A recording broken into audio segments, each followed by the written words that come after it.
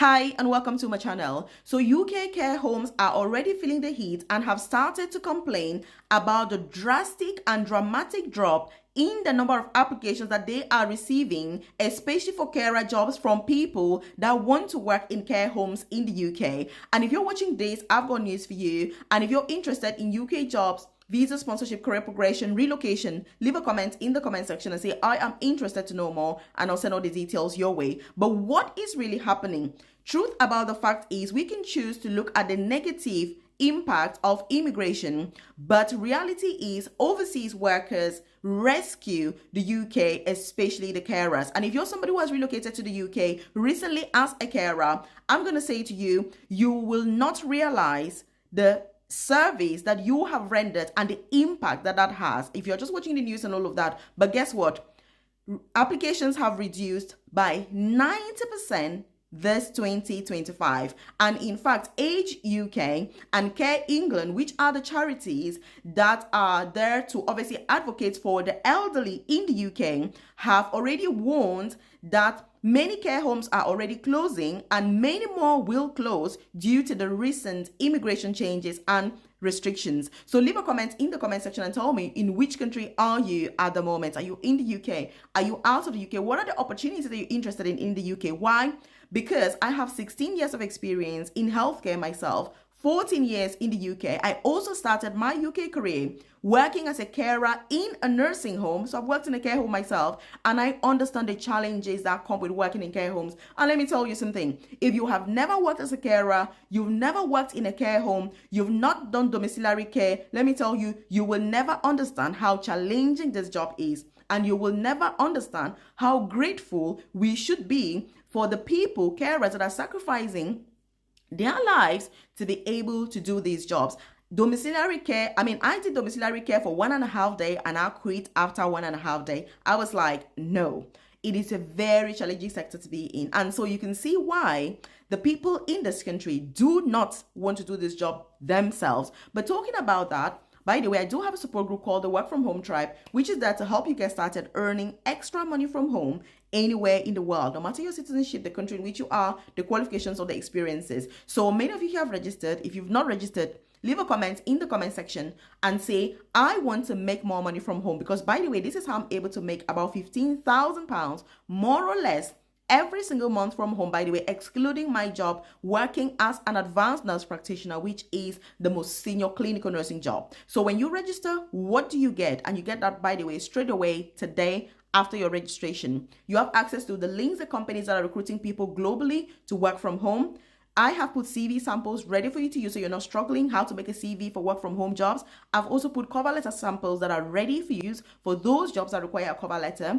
I've also put free courses that are ready for you to do. You don't have to pay anything in subjects like data analytics, data entry, customer service, all the tools and resources that you need to start earning money from home. So leave a comment in the comment section and say, I want to attend the live masterclass. Why? Because I'm doing a live masterclass on Wednesday about these work from home jobs, where we're going to talk, I'll answer all your questions, explain to you how to get started, show you the best companies to go for, but also what do I do? What are the companies that I work for, that I'm able to earn a lot as well? Because let me tell you something, all these UK jobs that they go on about, they do not pay.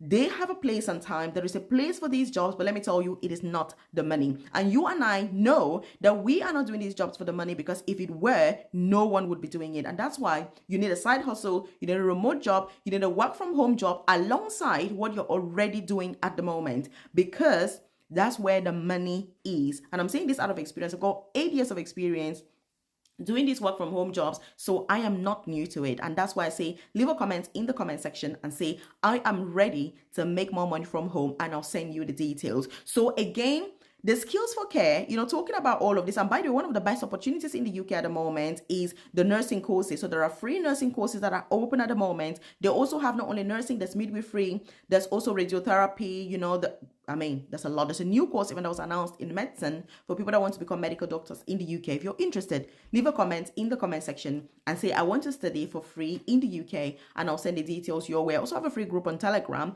Check the comment section. You see a link to join, or head over to Telegram, type Nurse Melvy's Career Coaching. The group will pop up and then you can join that way, because there's a lot going on in the UK at the moment. And let me tell you something.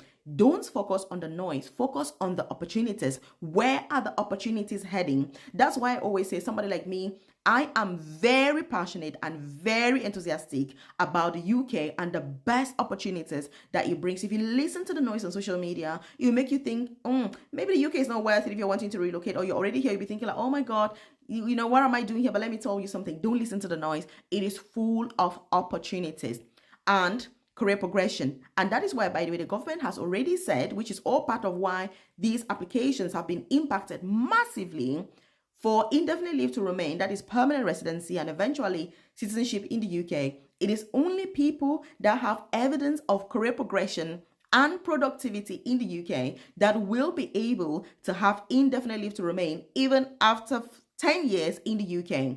They have gone further, by the way, to say they are considering an accelerated pathway into citizenship, UK citizenship, for people that have evidence of career progression. I have spent years here talking about the importance of career progression, and I didn't see that a time would come where the government would say, if you don't have career progression as an immigrant, you will not actually get indefinite to remain. But that is where we are at the moment. So by the way, if you need support with UK jobs, career progression, getting into nursing, progressing into the healthcare sector, switching your visa, NHS jobs, jobs that you can do with or without dependents, as well as career progression strategies and opportunities, leave a comment in the comment section and say, I need support with UK jobs, and I'll send the details your way, because yes, I do offer one-to-one support, obviously, with that. I also offer consulting for UK companies, supporting universities, organizations with career progression strategies for their staff when they have open days, recruitment events, and all of that. So I know what I'm talking about, because the Skills for Care, which is the independent body that collects data and trends within the healthcare sector and then obviously advises the government, has said that the number of home students or British people in general that are working in the social care sector has reduced from 39% 4 years ago to only 21%, which means people who don't need visa sponsorship at all, there are only 20% of such people working in social care. And that tells you and I that 80% are people that are from ethnic minority backgrounds or have come from overseas. This is a staggering statistic. So when you look at the immigration policies, the changes that have come, 1 year, 2 years from today, it's not even going to take that long. Let me tell you, this will go back to how it used to be. And as somebody that, I'm saying this from a nursing perspective, because 3 years ago, when the then UK Prime Minister Boris Johnson decided to introduce a carer visa, we were in a very difficult situation. Oh my God, people were staying in hospital for a whole year because there were no carers out in the community to care for them. And so we couldn't discharge those people to go home. And with the visa changes that have come and the fact that Skills for Care has already said that for care homes alone, vacancies are currently 128,000. 128,000 vacancies in care homes today as we speak, and they will continue to rise. Why? Because the massive drop in applications from overseas candidates is because of the visa restrictions. First, dependents, were banned from, obviously, carer jobs and visas within social care, obviously. Remember, we're talking about social care because healthcare is completely different.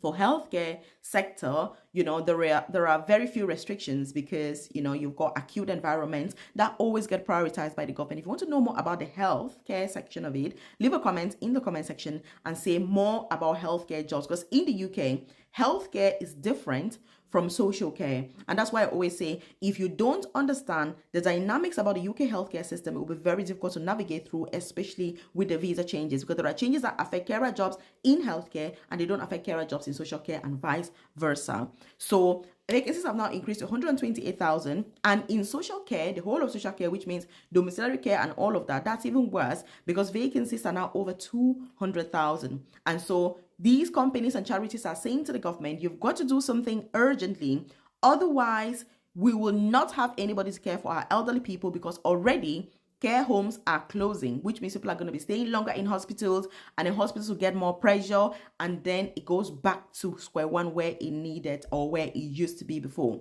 Why am I talking about this? Let's hope that there's going to be a change very soon. But anyway, I just wanted to share this update with you because, again, they're all crying out. And leave a comment in the comment section and tell me